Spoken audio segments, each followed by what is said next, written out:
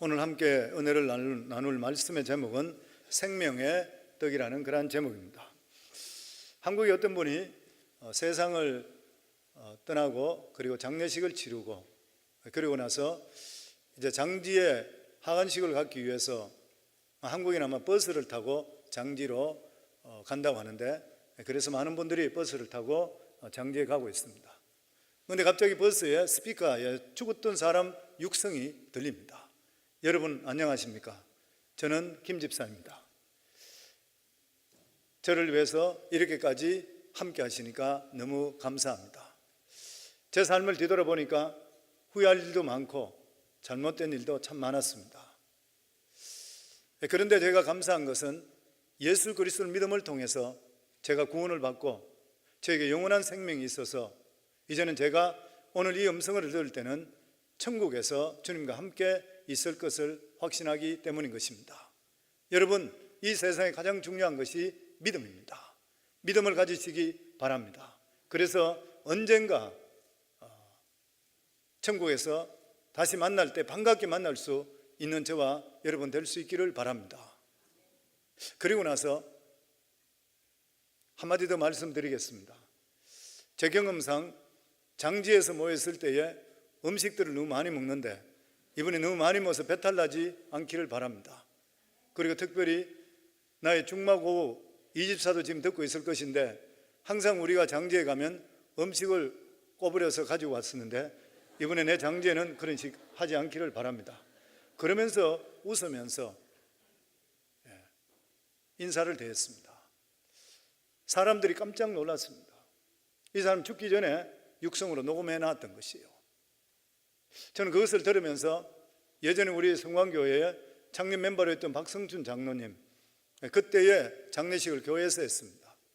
그랬을 때에 그분도 역시 마찬가지로 몸이 좋지 않아 있을 때에 녹음기를 가지고 가서 녹음을 해놨는 음성을 그때 같이 들려주신 거 아마 성도님 기억할 겁니다.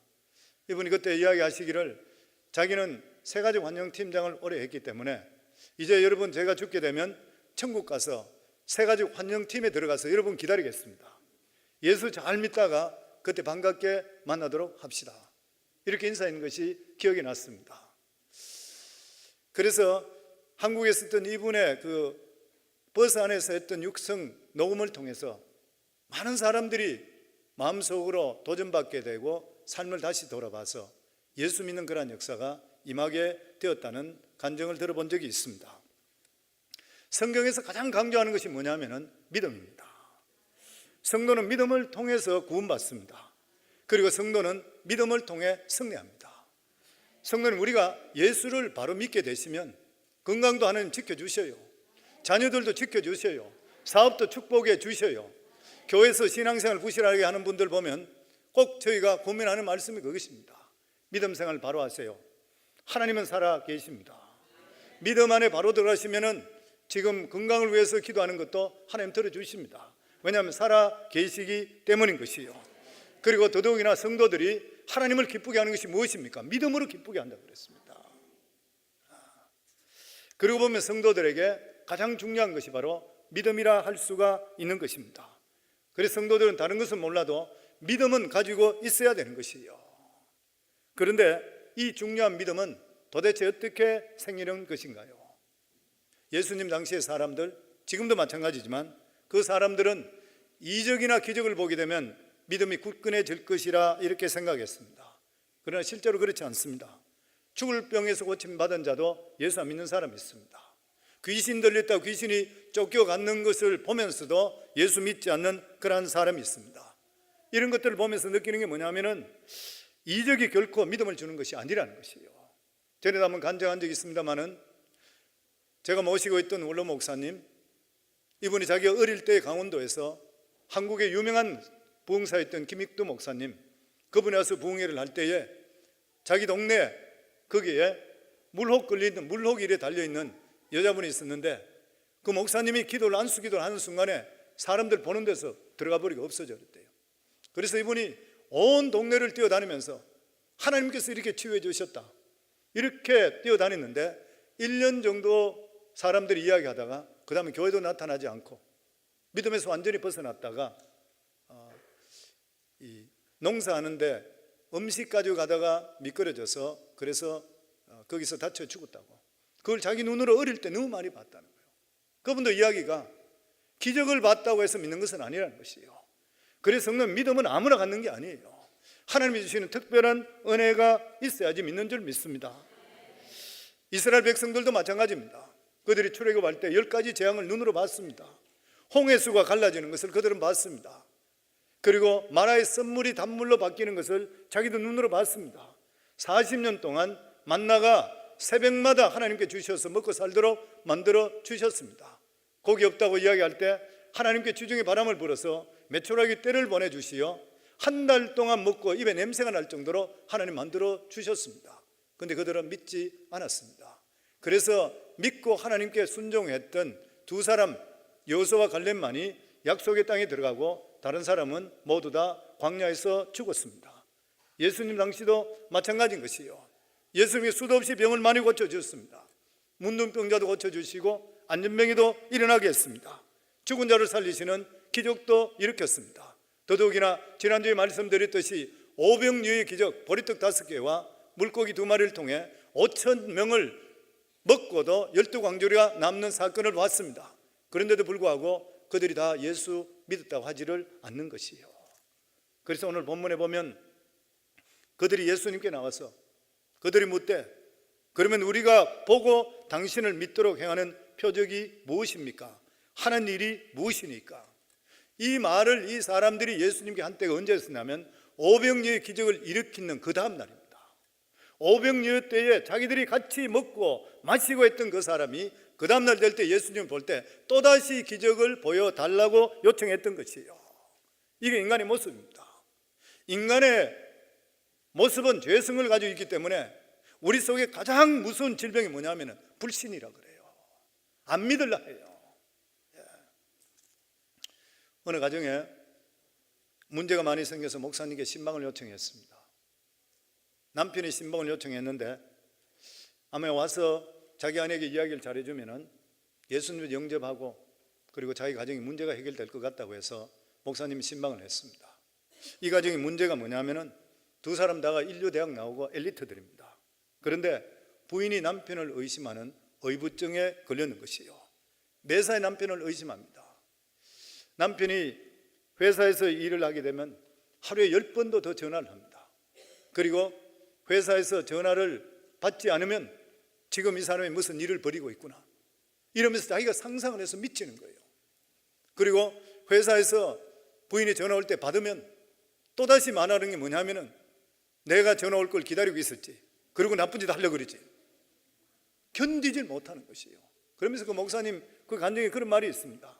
이 부인하고 자기가 30분 동안 이야기하니까 맑은 정신 가지고 있는 자기도 돌겠는데 이 부인하고 같이 사는 이 남편이 미치지 않고 있는 것이 참 용한 일이라. 그러면서 자기 부인에게 그렇게 이야기합니다. 이 부인에게, 부인, 당신 남편은 좋은 사람입니다. 가정을 절대 버리지 않습니다. 믿으세요. 그러니까 부인이 이 목사님을 눈을 뚫듯이 보듯이 하는 말이 당신 남편에게 돈 얼마 받았어요? 그러면서 하는 말이 당신 그 여자 동생이지. 그러면서 맥살을 잡는 바람에 도망쳤다 그래요. 그러면서 이분의 간증이 뭐냐면 불신하면 안 들린다는 거예요. 절대 믿지를 않는다는 것이에요. 아무리 많은 증거를 대더라도 안 믿으려고 하면 안 믿는 것이에요. 그래서 성도님, 우리가 믿음은 하나님의 은혜가 아니면 믿을 수가 없는 것이에요. 그래서 성도님, 믿음이 어떻게 생기는 것이에요? 성경이 우리에게 두 가지를 말씀합니다. 첫 번째, 믿음은 들음으로 말미암는다 그랬어요. 로마서 10장 17절에 보면 그러므로 믿음은 들음에서 나고 들음은 그리스도의 말씀으로 말미암느니라. 말씀을 들으면 믿음이 생기는 것이에요. 그래서 우리 교회에서 예배 중심적으로 사시라 그래요. 적어도 일주일에 3번 정도는 예배당에 나오시라 그래요. 그리고 예배 드리라고 말씀을 드립니다. 이번에 우리 교회에서 새생명 축제를 하기 때문에 많은 분들이 노방전도를 나갑니다. 근데 며칠 전에 한 분이 저에게 이야기해요. 목사님, 제가 한 분에게 전도를 하면서 우리 교회 오시라 그래요. 어느 교회냐 그래서 성광교회다 그러니까 그게 빡센 교회고 헌신을 많이 요구하는 교회다. 그러면서 좀 생각해보고 가겠다 그러더래요.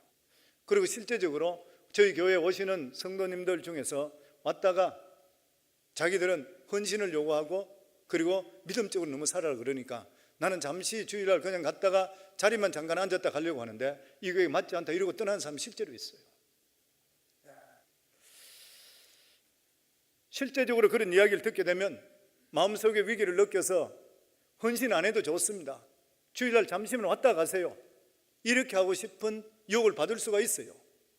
그런데 이런 생각이 옳은 것인가요? 틀린 것인가요? 틀린 것이에요. 주께서 우리에게 분명히 말씀하시기를 말세가 되면 나타나는 현상 중에 하나가 뭐냐면 모이기를 파한다 그랬어요. 안 모이려 그런다는 것이에요. 그리고 더더욱이나 성도님들 진리를 그리고 복음을 전가하게 될 때는 숫자가 줄어들 수도 있다고 하는 것이에요. 이것을 교회가 결코 두려워해서는 안 되는 것이에요. 예수님도 처음에 기적을 일으키고 이럴 때는 수많은 사람들이 몰려들었습니다. 그런데 예수님께서 너희가 나를 먹고 마셔야 된다 이런 말씀을 하면서 너희는 내가 액세서리가 아니라 피로물이 아니라 너희들은 나 중심적으로 살아야 된다 이 말씀을 하니까 너무 힘들게 못 믿겠다 해서 다 떠나버렸습니다. 예수님의 12제자 외에는 거의 다 떠나버리고 말았어요. 그래서 교회가 조심해야 될 것이 뭐냐면은 진리는 수가 줄어든다 하더라도 진리는 선포될 수가 있어야 되는 것이에요. 아무리 흩어지는 일이 있다 하더라도 하나님 말씀이 증거될 수가 있어야 되는 것이에요. 그랬을 때 사도행전 4장 2장 27절부터 보면 하나님을 찬미하며 온 백성에게 칭송을 받으니 예수 바로 믿으면 주위 사람들이 칭송받게 되어 있다고 하는 것이에요. 주께서 구원받는 자의 사람을 날마다 더하게 하시니라. 이에 여러 교회가 믿음이 더 굳건해지고 수가 날마다 늘어가니라. 믿음의 사람들이 모이게 되어 있다고 하는 것이에요. 성도는 예배는 누가 나오는 것이에요? 시간 있는 사람 나옵니까? 아니에요. 예배 나오는 사람은 하나님께 대한 열정을 가지고 있는 사람이 예배 나오는 것이에요. 어떤 성도님이 사업을 위해서 하나님께 나와서 열심으로 기도합니다. 달라고. 하나님 기도 들어주셔서 좋은 사업체를 주시고 형통하게 되었습니다. 정말 그가 기도한 대로 모든 것이 풀렸는데 그 사람이 교회에 더 헌신할 것 같습니까? 저는 볼 때 그런 사람 극히 드물어요. 다른 목사님도 똑같다 그래요. 훨씬 더 시간이 많이 생겼는데도 불구하고 일주일에 한 번 보기도 힘들어진다 그래요. 이것이 바로 하나님의 방법과 인간의 방법이 다르다는 사실을 나타내는 예인 것이에요. 환경 때문에 잘 섬길 수 없다고 하는 것만큼 더 큰 거짓말은 없는 것이에요. 우리가 최악의 상태에 빠진다 하더라도 그런 문제가 있다 한다 하더라도 하나님 말씀을 사모하는 사람, 하나님을 사모하는 그러한 사람은 어느 장소에든지 기도하고 능력받을 수가 있는 것이죠. 우리 교회는 새벽기도 그리고 또 오늘 광고에도 보면 금요기도에 나와서 함께 기도하자 그랬습니다. 그런데 이런 기도에 누가 나옵니까? 시간 있는 사람 나오는가요? 시간 많은 사람 집에 있고 안 나와요. 어떤 사람이 나오는 것이에요? 직장에서 힘들고 피곤해 지치고 사업적으로 피곤한 사람, 한 번 엎어지면 일어날 수 없는 사람, 이런 사람들이 와서 기도해요. 환경으로 하여금 기도하는 것이 결코 아니라는 것이에요. 그 속에 하나님에 대한 열정이 우리를 살리는 것이지 환경의 요소가 결코 우리를 살리는 것이 아니라는 것입니다. 성도님, 지금 중국 교회는 굉장히 부흥되고 있습니다. 그런데 이 중국 교회도 핍박이 있기 전까지는 부흥 안 했다 그래요. 중국에서 공산당이 예수 믿으면 죽인다, 예수 믿으면 감옥에 가둔다, 예수 믿으면 벌금 물린다, 이때부터 부흥이 일어나기 시작했다 그래요. 참된 진리의 말씀은 핍박을 이기게 되어 있다고 하는 것이에요. 제대로 복음만 증거된다면 하나님의 역사는 우리 삶 속에 나타나게 되어 있다고 하는 것입니다. 성도님, 우리가 예수를 너무 편안하게 믿으려고 생각하지 마세요. 그렇게 믿어서는 잘못하면 진정한 예배자가 되지 않을 뿐만 아니라 우상 숭배자가 돼요. 오늘 이렇게 예배당에 왔는데 우상 숭배자 그러면 듣기가 싫을는지 모르겠습니다만은 성도님들, 하나님께서 원하는 방식이 아니라 내가 원하는 방식으로 예수 믿으면 우상 숭배자가 돼요. 다른 것이 아니라는 것이에요. 이스라엘 백성들이 출애굽한 후에 모세가 시내산에서 하나님의 계명을 받기 위해 올라가 있던 그 시간 동안 이스라엘 백성들은 견디지를 못했습니다. 그래서 모세의 형 아론에게 자기들을 애굽에서 이끌어준 하나님을 금송아지로 만들어라 그랬어요. 자기들이 원하는 식으로 만들어 버렸어요. 자기가 원하는 식으로 예배드리고 자기가 원하는 식으로 경배해 버렸어요. 이게 오늘날 모습이라 그래. 사람들이 보면 자기가 필요한 것만 찾는 것, 자기가 필요한 대로 하는 것, 실컷 믿는데도 불구하고 잘못하면 금송아지 섬기는 우상 숭배가 되는 것이에요. 지난번에 아리클을 하나 읽어보니까 그런 말이 있었습니다. 오늘날 한국 교회의 문제가 뭐냐면은 떠내기 교인들이 너무 많다는 것이에요. 마음 자세가 취사 선택이라 그래요. 내 마음에 드는 교회, 내 마음에 드는 예배, 모든 것이 내 중심이고 내 뜻이 중심인 것이에요. 교회를 놓고 쇼핑하고 있다고 하는 것이에요. 이것은 우상 숭배 기독교지 결코 참 기독교가 될 수가 없다는 것이에요. 성도님들, 참 기독교의 본질이 무엇입니까? 하나님께 영광이잖아요. 우리가 주를 위해서 어떻게 충성할 것인가? 우리가 주를 위해서 무엇을 바칠 것인가? 이게 우리 삶 속의 우선순위가 될 수가 있어야 되는 것이에요. 우리가 참된 기독교로 돌아가게 될 때에 참된 예배자의 자리에 나올 수가 있는 것이에요. 우리가 교회에 나오는 여러 가지 조건들이 많이 있습니다만 가장 큰 목적이 무엇이에요? 올바르게 예배 드려야 돼요. 우리를 위해서 하나님의 아들 독생 성자를 이 땅에 보내주시고 십자가에 우리를 위해서 대속해 죽으시고 피 흘리기까지 죽으신 예수 그리스도, 그 사랑에 감사해서 하나님께 경배드리는 것이 목적이 될 수가 있어야 돼요. 이게 우리가 예배가 목적이 될 수가 있어야 되는데 모든 것이 나에게 맞춰지면 이것은 우상 숭배가 되는 거예요. 하나님께 영광 돌리고 그리고 하나님 뜻 가운데 내가 헌신하겠다는 다짐, 이것이 내 마음속에 있게 될 때에 하나님께서 그것을 기뻐하는 것이고 우리를 깨트리고 우리를 우상 숭배케 하는 모든 것을 깨트린 역사가 임하게 되어 있다고 하는 것입니다. 그리고 이러한 예배의 이러한 부산물로 우리 마음의 묵상까지도 하나님 들어주시게 되어 있다고 하는 것이에요. 우리의 목적, 우리의 욕심을 채우기 위해서 주님에 나오는 것은 참된 예배자가 될 수가 없다는 것이에요. 그래서 성도님들, 이왕 하나님께 나와서 예배드리는 그러한 삶을 살아갈 때에 우리 자신에게 맞추지 마시고 하나님께 맞추기를 주 이름으로 축원합니다. 어떤 메시지가 나오든 어떠한 우리가 찬양을 하든 무엇을 하든 간에 하나님께만 초점이 맞추지만 은혜의 삶, 은혜의 예배가 될 줄을 믿습니다. 그리고 둘째로 성경은 믿음은 하나님의 선물이라 그랬습니다.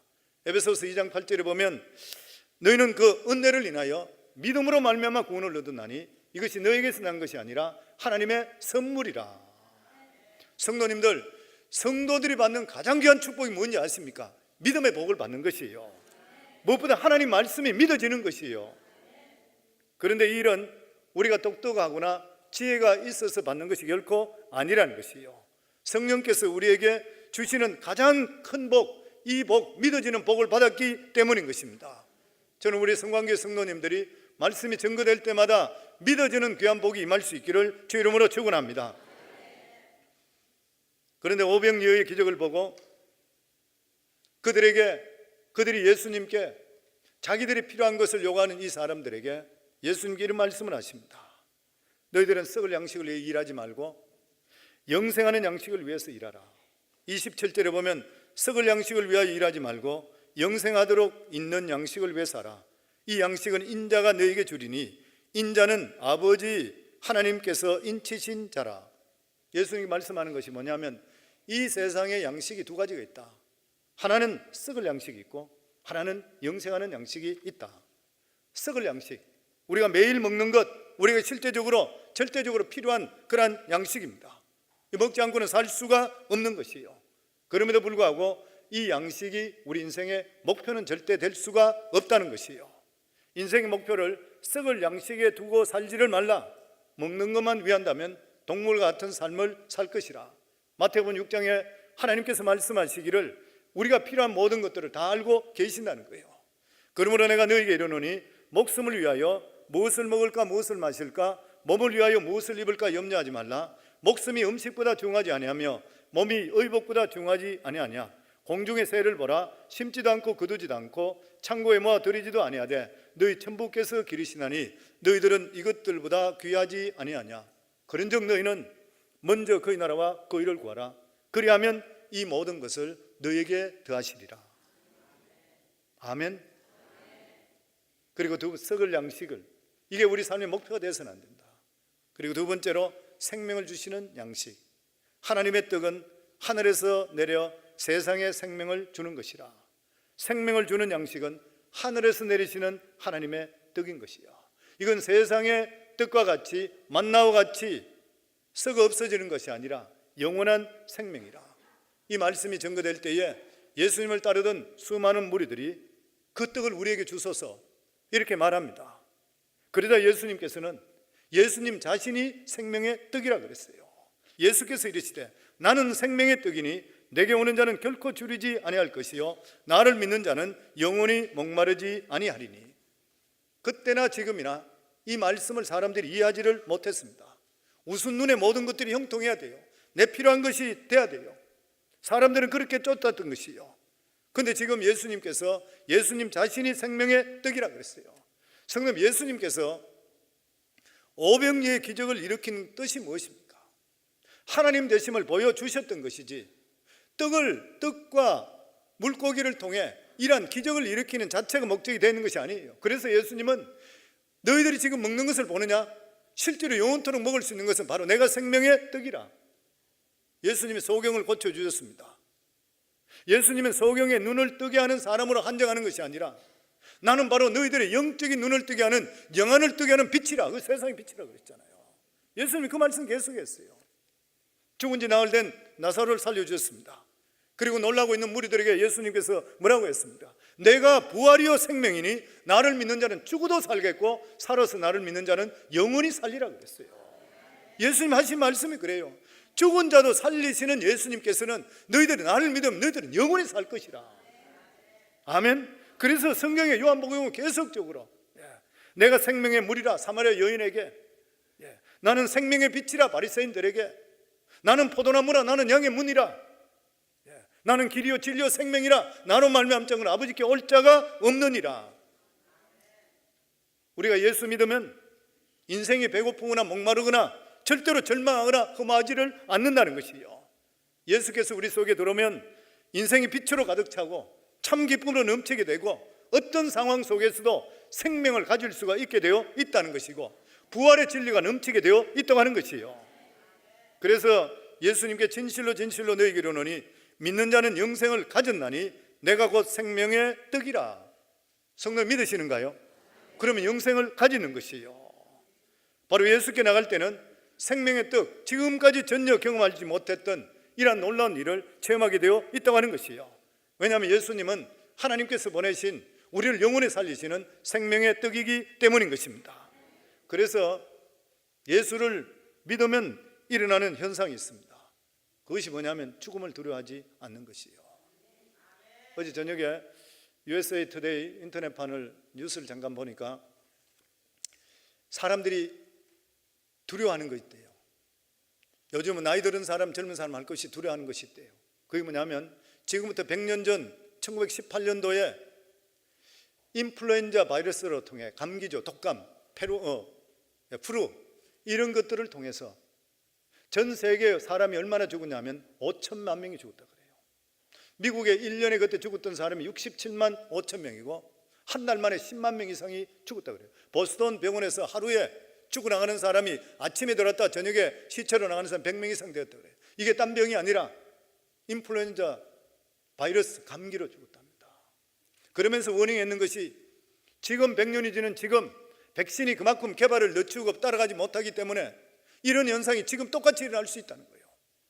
지금부터 100년 전에 전 세계 인구가 15억이었었는데 그 중에서 3분의 1에 해당하는 5억이 감기 바이러스에 걸렸대요. 그래서 수많은 사람들이 죽어갔대요. 그러면 사람들이 지금도 여기에 대해서 두렵고 떨고 있다고 해요. 성도님, 사람들은 믿지 않는 사람이 가장 두려워하는 것이 무엇이에요? 죽음입니다. 아무리 큰 소리 치더라도 마지막 순간 되면은 죽음에 대해 두려워해요.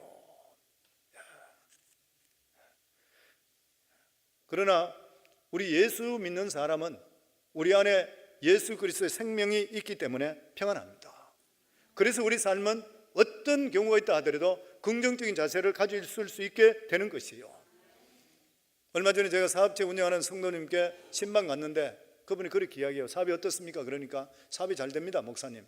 그런데 사업이 잘 된다고 문제가 없는 것은 아닙니다. 문제는 굉장히 많습니다. 그런데 옛날에는 제가 하나님을 모르고 이럴 때는 염려 걱정이 저를 덮어서고 이랬는데 지금은 예수 안에 있기 때문에 이런 문제가 계속 있는데도 불구하고 저는 굉장히 평안합니다. 굉장히 평안하다 그래요. 만약에 성도님 우리가 예수 안에 있는데도 불구하고 살아가는 삶이 부정적이고 절망적으로 산다면 그 사람은 믿음에 문제가 있는 것이에요. 어제 새벽 기도 때 다니엘 전도사가 설교를 했는데 한국에 1년 반 동안 공부할 때에 분당 지구촌 교회에 거기 인턴 전도사로 1년 조금 넘게 있었습니다. 그러면서 끝날 때 돼서 제가 물었습니다. 거기에 목회자가 한 150명 정도 되고 그리고 목사님들을 아주 많이 만났다 그래요. 만나면서 네가 목회자를 보면서 느낀 것이 무엇이니? 무엇을 배웠니? 그렇게 물었더니만 그렇게 이야기했어요.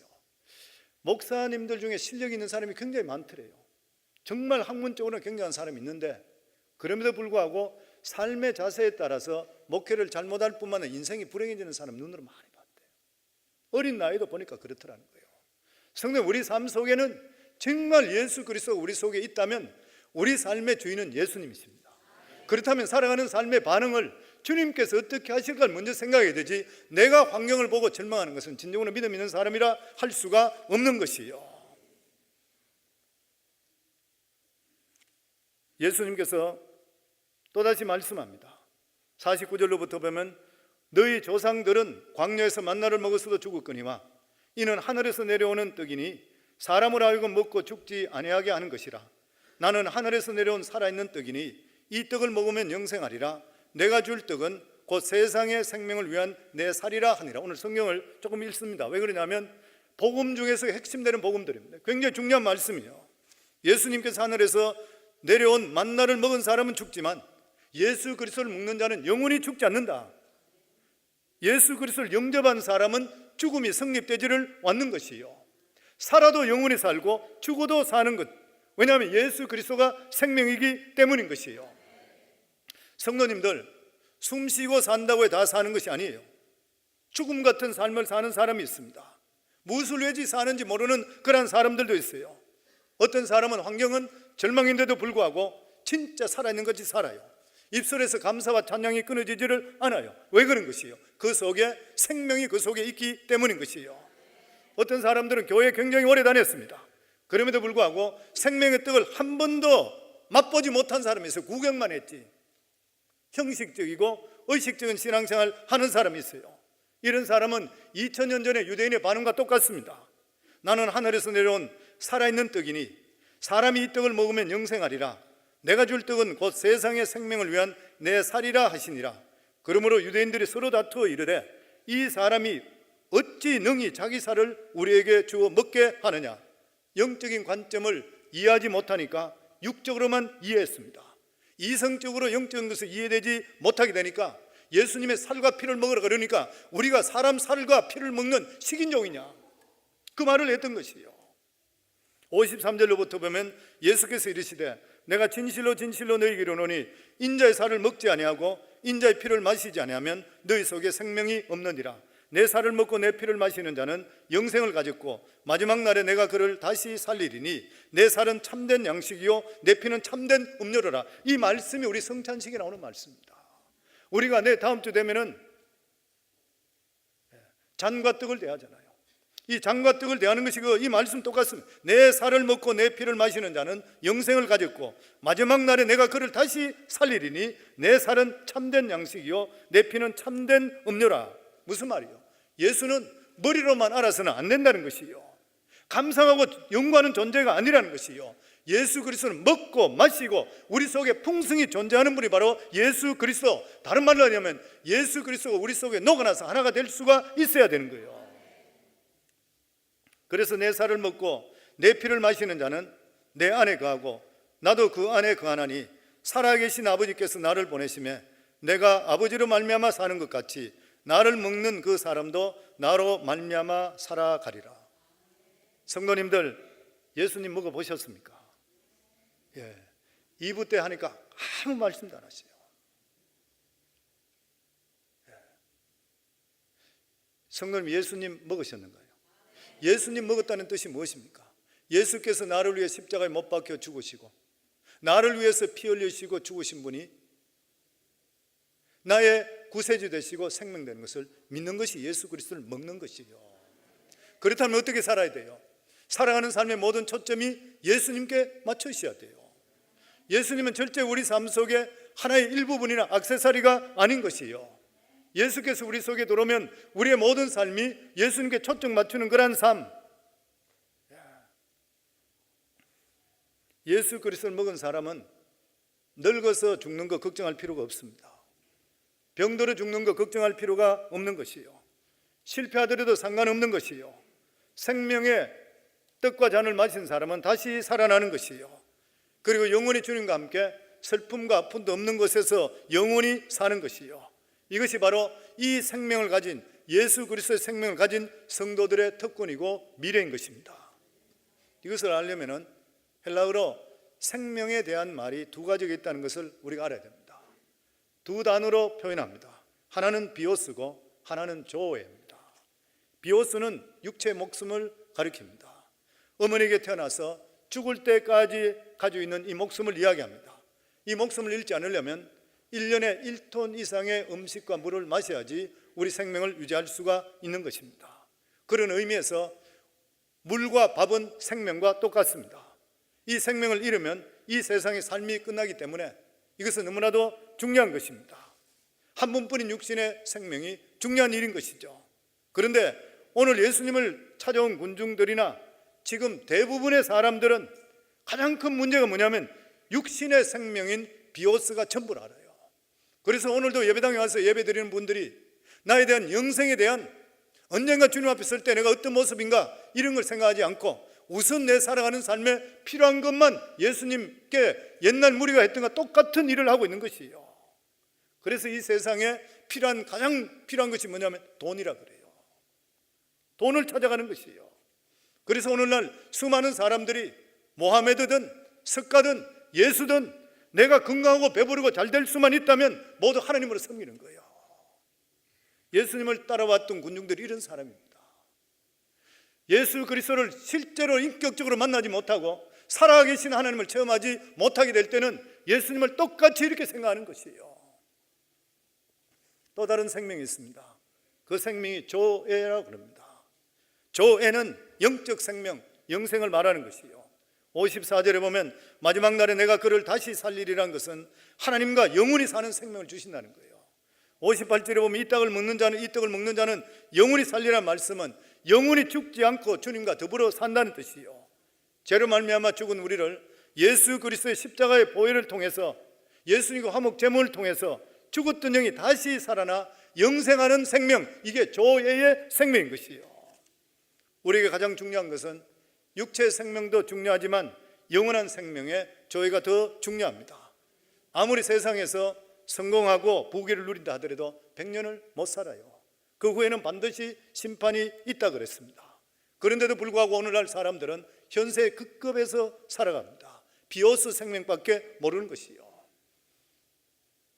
수년 전에 팝의 황제라고 하는 마이클 잭슨이 죽고 나서 나와 있는 아리클을 읽은 적이 있었습니다.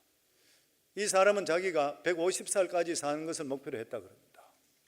그리고 나서 어떤 균들이 붙는다고 해서 떨어진 건 절대 손으로 짚지 않고 집에서 카펫이 타는데도 불구하고 담배 떨어뜨리면 짚지도 않고 그랬답니다. 뿐만 아니라 100% 농축 산소가 들어있는 튜브에 하루에 몇 번씩 들어갔다 나갔다 했다 그래요. 근데 이 사람 몇 살에 죽었냐면 51살에 죽었습니다. 영원히 죽지 않고 살겠다고 불로초를 구했던 진시방도 49세에 죽었습니다. 이들은 비오스의 육신의 생명은 알았을지 모르지만 영원한 생명인 조에는 몰랐습니다. 우리에게 가장 중요한 것은 육신의 생명이 아니라 하나님을 알고 동행하는 영적 생명, 하나님과 더불어 사는 조의 생명만큼 더 중요한 것은 없는 것이요, 천하를 얻고도 하나님을 모르게 될 때 그 사람은 불쌍한 사람입니다. 그렇지만 비록 인생이 불행한 삶을 살았다 하더라도 생명의 영원한 생명, 조회를 가진 사람은 마지막은 행복합니다. 박효진 장로님, 우리 교회도 간증하고 가끔 제가 간증하는 이분 책에 보면 이런 간증이 있습니다. 사형 집행장에 근무했던 이 박효진 장로님 간수로 있을 때에 유두영이라는 사람, 너무나 잔인한 살인범이고 사형 언도를 받은 사람입니다. 그 묘사해 놓은 거 보면 두 눈이 새카만데 눈썹이 검어서 굉장히 인상적이고, 그리고 사람을 노려보면 가슴이 서늘해지는 사람, 어깨는 딱 벌어졌고, 그리고 아주 차가운 사람. 그런데 그 사람에게 복음을 전가해야 되겠다 해서 추운 겨울날 그 사람을 불러서 그리고 예수 그리스도를 전가합니다. 그런데 냉소를 띠고 받아들이질 않습니다. 그런데 자기 마음속에 너무 이 사람이 영혼이 불쌍한 거예요. 그래서 자기가 거기서 찬바닥에 꿇어앉습니다. 그러면 그의 손을 잡고 그리고 어깨를 잡으면서 엉엉 우는 것이에요. 엉엉 우는 것이에요. 근데 이렇게 울 때에 이 사람 마음의 문이 열립니다. 그러고 나서 예수 그리스도를 영접합니다. 예수 그리스도를 영접하고 나서 이 유두영이라는 사람이 다니는 곳곳마다 감방들마다 예수 그리스도의 복음을 전가하기 시작합니다. 사형 집행일이 가까웁니다. 사형 집행 받는 그런 날은 사형수들이 대부분이 자기는 안 간다, 죽기 싫다, 발버둥을 한답니다. 그리고 어떤 사람은 엄마, 어머니 부르짖고, 어떤 사람은 오줌을 사고 대변을 사고 그렇게 한대요. 마지막이니까. 그런데 이 유동이라는 사람이 마지막 형을 받으러 가는데 이 박효진 장로님 마음이 떨리는 거예요. 자기가 마음속에 들어온 것이에요. 그래서 그 오는 모습을 보니까 이 장로님을 보면서 할렐루야 할렐루야 이러고 가는 거예요. 그래서 자기 마음속에 두영이가 두려운 모이구나, 그러니까 저렇게 외적으로는 안 그런 척이 이래 이야기하지.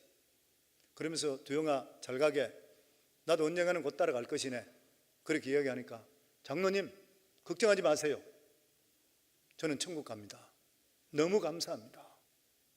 그러면서 사형장으로 가는데 그곳에서 예수 믿지 않는 소장이라고 그래요. 소장이 인정신문합니다. 이름이 무엇입니까? 나이가 몇 살 됩니까? 다 인정신문합니다. 그러면서 이 사람이 그동안에 지었던 죄에 대해서 계속 이야기합니다. 그러니까 듣고 있다가 잠깐만요, 소장님, 그 모든 죄가 맞습니다. 저는 정말 그렇게 흉악한 죄인입니다. 그런데 저는 예수 그리스도를 믿음을 통해 주님께서 내 죄를 종 같은 죄가 양털같이 희게 만들어 주셨다고 했습니다. 내가 만약에 그것은 내가 예수 믿기 전에 지었던 죄입니다. 내가 만약 예수를 믿었다면 제가 왜 그 죄를 짓겠습니까? 이전에 내가 그리스도 안에서 깨끗해진 사람이기에 다시 그 죄를 저에게 이야기하지 말기 바랍니다.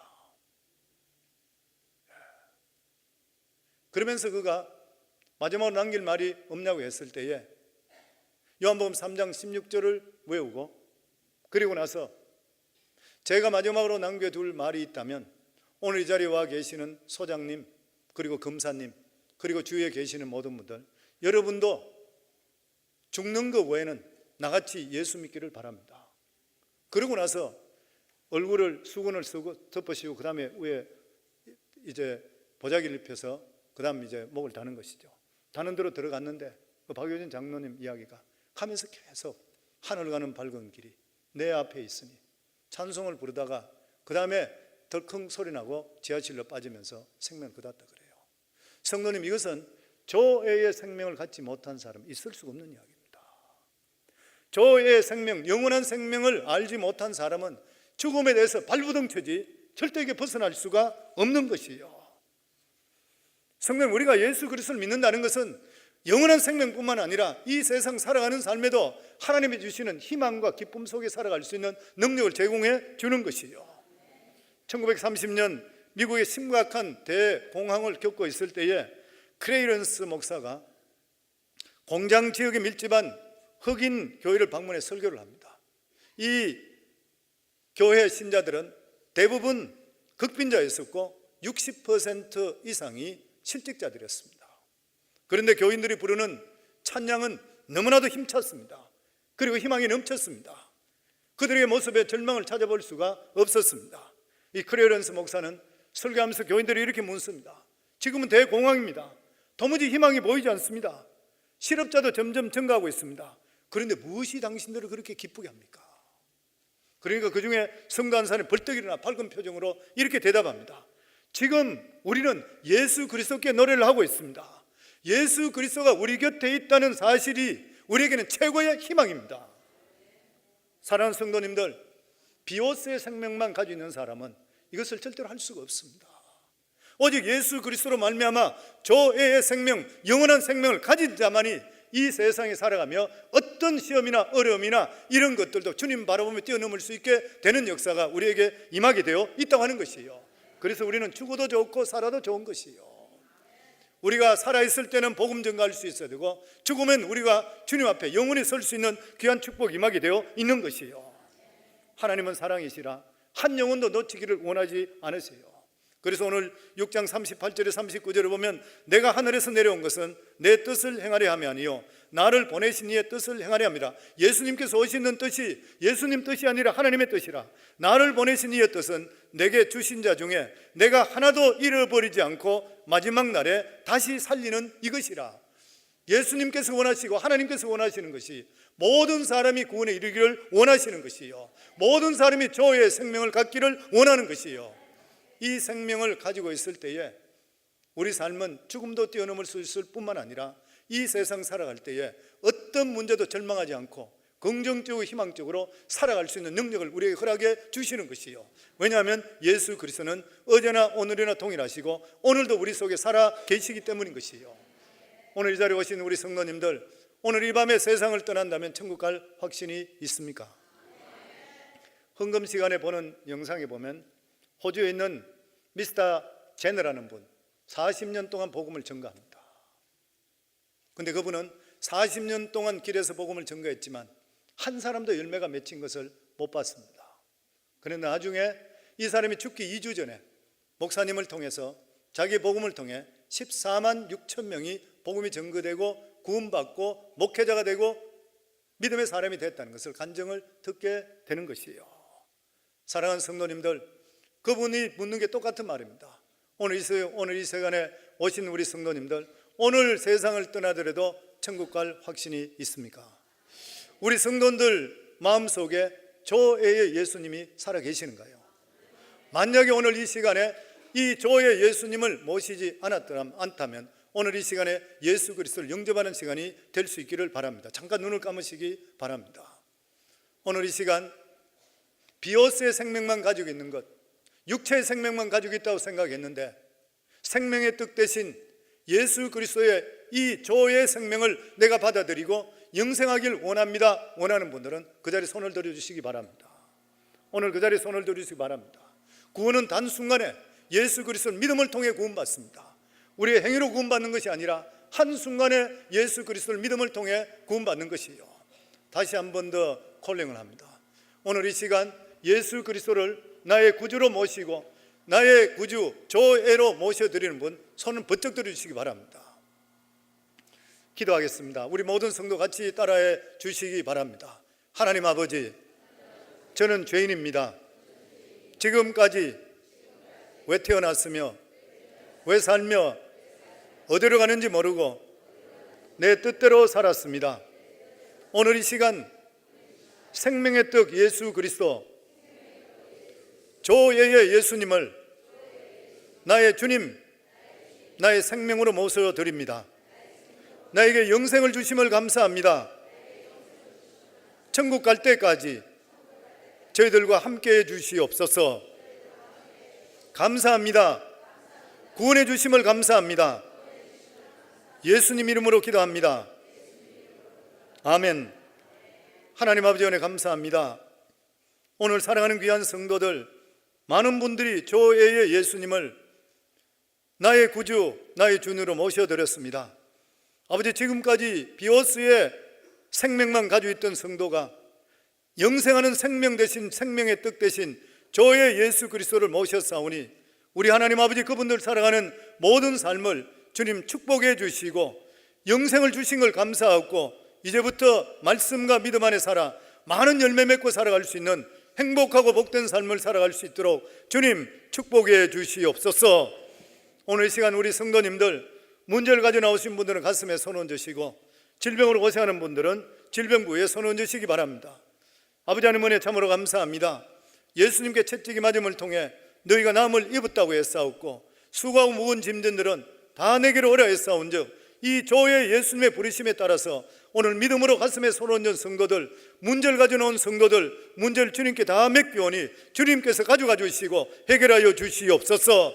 나사렛 예수 이름으로 명하노니 모든 문제는 성도들에게서 떠나갈지어다. 모든 문제는 해결될지어다. 질병으로 고생하는 성도들, 질병부에 손 얹었습니다. 여호라파 치료하시는 하나님의 손길로 안수하여 주시어 아버지 하나님, 원하지 않고 질병 가운데 고통당하는 성도들, 모든 질병들이 깨끗하게 치유되게 주님 역사하여 주시옵소서. 나사렛 예수 이름으로 명하노니 악하고 더러운 질병은 지금 이 순간 성도들 몸에서 떠나갈지어다. 예수님의 채찍이 맞음을 통해 너희가 이미 남을 입었다고 했사오니 이 악하고 거짓말하는 이 악한 영, 더러운 영은 우리 성도들에게서 떠나갈지어다. 암세포도 떠나갈지어다. 루게릭병도 떠나갈지어다. 각색 질병은 우리 성광교회 성도에서 떠나갈지어다. 아버지, 예수 이름의 권세와 권능이 있고 예수 이름을 기도할 때에 악한 병마가 떠나가고 문제가 해결된다고 했사온즉 말씀에 의하여 기도했사오니 우리 성광교회 성도들 모든 문제가 해결되고 질병이 떠나는 귀한 역사가 우리 교회에 임할 수 있도록 축복해 주시옵소서. 예수님 이름으로 기도합나이다. 아멘.